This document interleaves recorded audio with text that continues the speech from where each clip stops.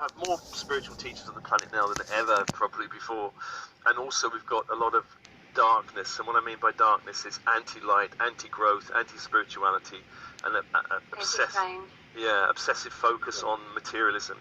And of course, there's nothing wrong with the material world. We want to balance it, but there's a fixation and obsession, and it becomes almost like it's a big problem anyway. You can see if you're only focused on the materialism, and you deny the light, you deny your own authentic self, you deny there's anything more than the planet, So this is what we're going through, this kind of transition, and where we're heading is a world that embraces more heart, more true mind, which is, I think, the balance of left and right, because our mind, our world's out of balance with this obsession with left brain, logic and analysis and all this, and we've kind of disowned the right brain, intuition, imagination side, and this is returning. So we're reclaiming the heart, reclaiming our mind, we're reclaiming our spirit, which is our essential self, really. And this is what I think shamanism's about, and a lot of other spiritual paths are about. Absolutely. So, and you went on, you mentioned lots of things that are being shaken up at the moment, and I was going to add religion as well, because that is, but that's a whole topic, that's the taboo, isn't it? We won't go there today for obvious reasons. Yeah. But what are people experiencing, Steve, that are noticing that things aren't like right in their worlds? I know from hearing your story many times, perhaps you'd like to embellish on that a little for people.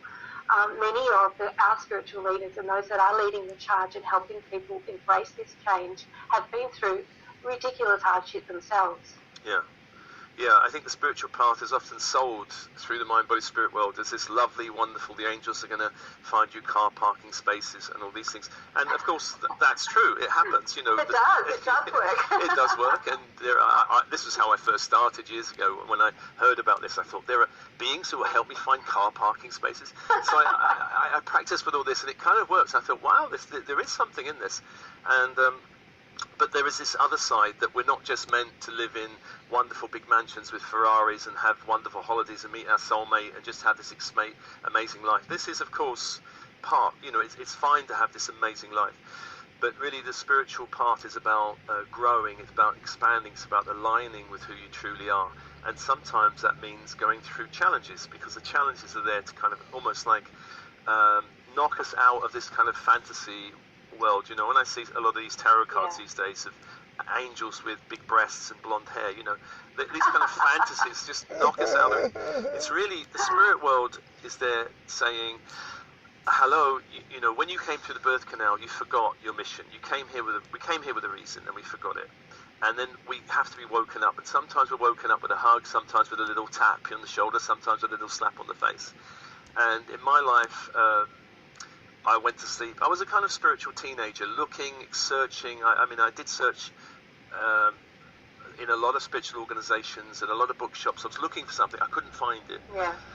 So at the age of 16, I remember deciding, you know what, I can't find whatever this thing is, and I'm going to forget it. My parents don't get it. My future wife, I was engaged at the age of, I think, 18, wasn't getting it. So I thought, well, nobody gets it, so I'm just going to be normal. So I tried normal. And if anybody's listening to this, how did that go for you? yeah, if anybody's listening to this, normal doesn't really work for long. I tried it for a long time. It ended that eventually the spirits started calling me, which is part of the shamanic path. You get called by spirits. They're going, wake up. This life is not what you're meant to be doing. There's more. I was married with 2 children. I was working in the city of London in finance, banking, and I got really the slap, and I didn't understand what it was. The spirits were calling, and if you resist the calling, in shamanism anyway, you get something what they call shamanic illness. And I became severely depressed in my 20s. I actually tried to leave the planet in my late 20s, and this was quite a severe choice. And this was my first experience of spirit, because as I was leaving the planet, and I meditated, and I really decided, if I'm going to do it, I'm going to do it. It's not a call for help, it's I'm going or I'm staying. Yeah. So I decided to go. And as I was kind of losing consciousness, I remember a spirit coming in, a voice coming in and saying, there's hope. And I was like, what is this? It wasn't my voice. It was another voice, and I was like, wow. And then I was really curious, but I was kind of bemused by, I'm just leaving the planet, and you'd wait for now to tell me. And then the voice repeated itself, and then I called for help. I picked up the phone and I called an ambulance, and that was the beginning of a whole nother journey. And wow. yeah, that started a whole process where I resigned from that job. I went into psychotherapy. I started finding spirituality, and then I was still married. My ex-wife, now ex-wife, was very, very anti any of this stuff, and so it was a real struggle. And for a while, I had to hide going to workshops, and then she found out and was furious, and we couldn't stay together because she kind of gave me, in a sense, the ultimatum: it's me or this spiritual path, and it was too strong for me to resist, Yeah. So that saved your life. Yeah, and that led me into this whole journey where I became a director of Alternatives, this amazing organisation in London, where we hosted all these amazing people: Byron Katie, Deepak Chopra, Neil Donald Walsh, Wow. all these kind of characters, and I did that for 13 years. And I had an amazing time. I was diving into all kinds of spiritual paths, but then I had the spirits were calling again, and this time when they called the second time round, I was having my ideal life. I was with my soulmate. I was in the house we manifested. I was in a job that I absolutely adored. Yeah. So Wow. I wasn't going to listen to this calling. I was like, no, I've listened to you before. I'm here. I've done my bit, and I'm having this great life. And they kept calling, and I kept resisting, and that caused a major implosion in my life, where I separated from that soulmate.